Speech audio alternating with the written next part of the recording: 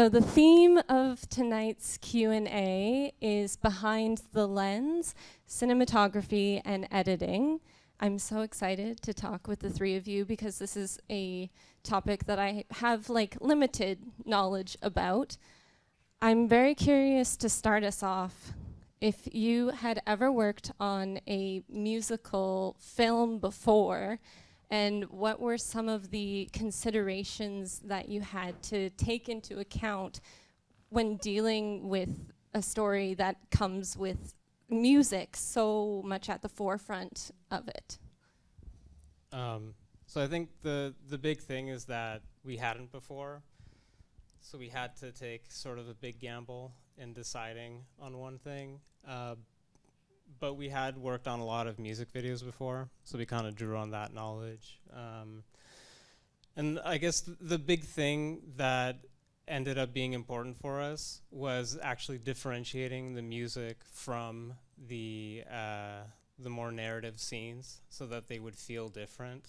And that's kind of what we ended up paying a lot of attention to, is you'll see during the music, the camera's always moving. We're always trying to find a way of creating that little bit of a surreal quality that the music also makes you feel. So I think that was kind of our big discovery doing this first musical. Before this, this is my first feature. And before this, I had worked a lot with music in terms of making trailers for other films.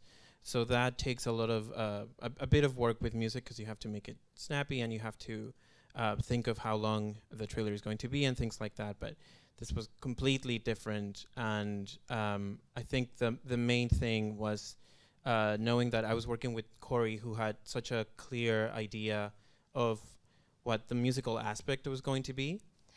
I'm curious, Christian, what it was like for the rhythm of the editing, if you had to kind of consider I need to make the cut on the downbeat of the song, or is that something that you just completely have to ignore as part of the process?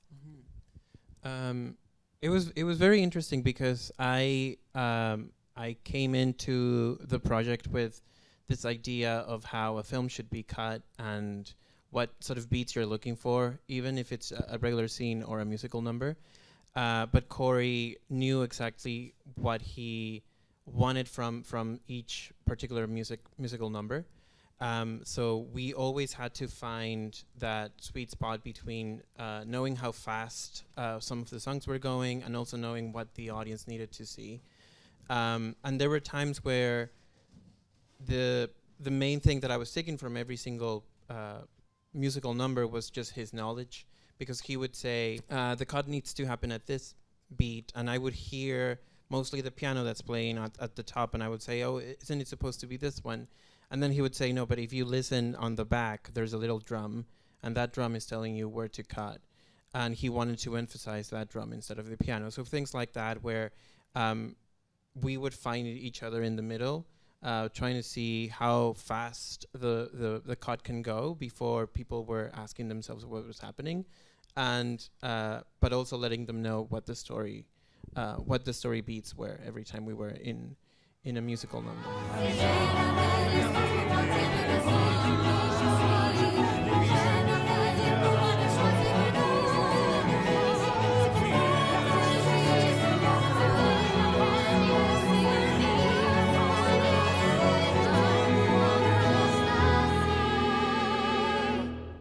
Wow, yeah, that's so interesting. I love to hear that kind of detail and thought that goes into it. I'm curious on the cinematography side, what it was like to be in the theater space, and what kind of barriers there might have been, or maybe it sounds like it ended up being an ideal space to work in. What was it like for you to be in a theater like this? Well, compared to actually working outside, there is certain things about working in the theater. It's actually really nice. You have a lot of control over the lighting, over sort of where it's dark, where it's bright.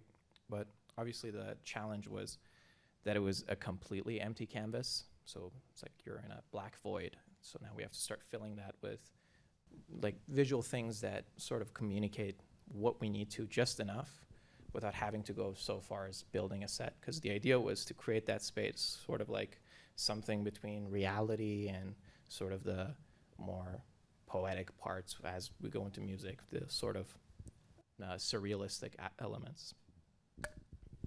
Yeah, well, I'll say probably the most satisfaction I got out of this film was when we did the stuff in the theater space, just because it's a completely alien from all of our experiences, having like that many lights and that many resources. And also the big challenge we had to overcome was that Corey wanted that one sequence, like the entire dance, to blend from one thing to the next. And there's even extended sequences with like extremely complicated Steadicam moves that Parham is doing. And then at the same time, I was working with the theater lighting director to move lights across bounce boards in the background to match Parham's movement.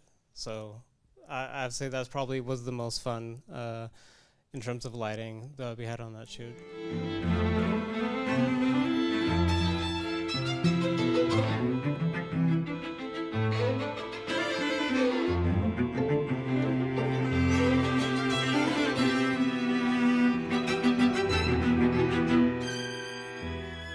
I'd love to hear also about working outside as well and navigating, because this was shot in BC. And so I'm curious what it was like to have to sort of translate the limited area that we have here into that kind of space.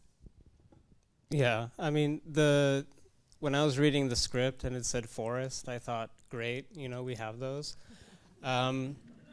And then Corey immediately was like, you don't understand, the trees here are different. And I've never really lived on the East Coast, so I didn't really know that at first, that they don't have gigantic evergreens everywhere.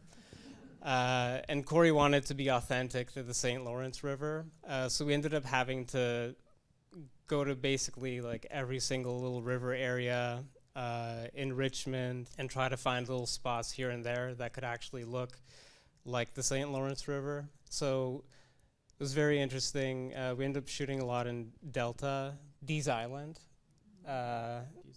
which had like a lot of little forest paths, a very interesting little beach, and then every single usable spot on Díaz Island is in the movie because the trees are correct. So that was a big one. And it's funny because even though we had a whole forest theoretically, and we could film there, anywhere we wanted, it was often like, you know, we would set up a shot and you would want to pan a little bit right, and you're like, oh no, there's a building over there, never mind. Pan a little bit left, oh, there's a mountain. Okay, well, so this is our shot. And we can't really, so it's hard to like, I mean, at the same time, it's interesting to have that creative challenge of when you have so little space to play with, to find stuff that works for the thing you're trying to make it look like. But obviously it was really hard to avoid everything modern because surprisingly, even in forests, even in Delta, almost every direction you look, there's a telephone pole or a mountain or something to ruin your day. Yeah, or people don't think about this too much when they don't work in film, but when you work in film, you realize that if you're shooting exteriors, it means you're outside for 12 hours in any kind of weather condition. So the last day of shooting was a complete disaster because it was just raining so hard. Like torrential rain, like not even like the Vancouver normal drizzle, just a complete downpour, and all we had was this like small frame that we could film under. So Parham was stuck under that frame, getting rained on for 5 hours as like every character was like walk in, like now we're gonna do your close-up and change it slightly. Your close-up changes slightly. And then Chris had to put it all together to make it look coherent. Maybe you can talk about that a bit. Well, before I would also say that sometimes the cut would be advised by what was happening on the shot. So Corey would ask me, "Can we stay on this shot a little longer? Why is that cut happening there?" And I would say, "Well, if we keep that shot, you will see a little fisherman's boat coming in the back, very modern, wearing the vest and everything." So I had to cut there sometimes for that reason. Yeah. I'd love to open it up to the audience if there's any questions out there. We have a mic that we can run out to you. Hello, thank you for this beautiful movie. I saw that you filmed also the Longhouse, and I wonder whether you made any particular research about the Longhouse, if the Longhouses in Quebec were different from the ones you could find here. I don't have the exact knowledge to answer that question. I do know that the longhouses that we filmed were one of the inspirations for the film in the first place, is where they actually built these recreation longhouses that are like very accurate. And they also do like school programs and like language programs there. So it was actually, after doing an entire movie where we were hiding from buildings, it was the first time that we were able to like actually film something and just find the best shots. So it was a really good experience going there to Montreal. Your goal will be to fill this role. You'll watch them grow, becoming who you know. Corey wanted to go to this historical site, and they allowed the filming to happen, so that is historically accurate. They're still standing and people can visit them. And we're really excited because we really want to bring the film to them as well, and make sure that they have a chance to be able to see the beautiful work that these people have done. Yeah, I just from talking with Corey, I know that it's his interest to get the film to as many people as possible, but an emphasis, as Cheyenne was saying, to bring it to indigenous communities that also were part of the creation of the film, and the musical, because he worked with the community to understand the language and to translate the language. So I think that has been his approach. The film was greatly received at VIF. It premiered in September, and then it has gone down to the States, like Cheyenne was saying. So we're trying to find more people who are interested in the film. And now we're really looking at community screenings, and the Culture is sort of the launching of this sort of new wave of screenings that we're having. And so we're hoping to connect with people all across Canada, like jewelers and the many theater companies that we've worked with before, and also schools. So there's going to be a continued life of this piece. You needn't trade here. Louis has provided for his men. With no snowshoes? The snow will come before the next moon. The snow will come when God wills it so. Vous avez un nom français, monsieur? Moi aussi. You will come with me. Having all three of the languages, what I understand is like each language has their own worldview, and that the translation isn't always exact between each other. For example, I know in like OG Cree, the word for hello would be anin, but it actually means I see your light. And that's like a very different point of view or a way to greet someone than we do in English. And so I think it was really valuable for the actors as well to be able to engage with language and connect to those like very deep-rooted things. Onun unsela. Onun unsela. Yoyanele. Comment dit-on onun unsela en français? Je n'ai jamais vu ça avant d'arriver ici. I'm curious what the initial thing about this project that drew each of you to want to participate in the filmmaking of it. If it was the story or the music or the challenges of working outside and in the theater, what was the thing that drew you to be like, yeah, okay, I want to do this project? Well, you know, one of the leaps of faith we did take was that like Corey has had to learn how to do so many things in his life. You know, like he didn't start as a director. He didn't start even writing music. Those are all like skills and things he learned. And, you know, knowing that he would be such a diligent learner, like made it easier to sort of take the leap and go through that like first real feature film with someone. Because I think, yeah, a lot of people don't expect how complicated it is before they've been there before. Like, we have the advantage of having worked in lower positions on bigger films, so you know what to expect. But when you've never gone through that, it's a completely different challenge. And like the wrinkle on top of that is the fact that this is probably like the hardest type of film you can make, which is a period piece and a musical on an indie budget. So it's the amalgamations of all the three hardest things you can do. But our relationship with Corey and throughout like the pre-production process, kind of starting to talk things through, there was definitely like, a sort of melding of our sort of ideas in our heads throughout the film. And by like the end, where we're like a well-oiled machine, we knew what everyone was, trying to do, and communication became easier. But obviously, like, whenever you're working with a new person, there's always that initial like understanding of how they think and how they come up with ideas creatively.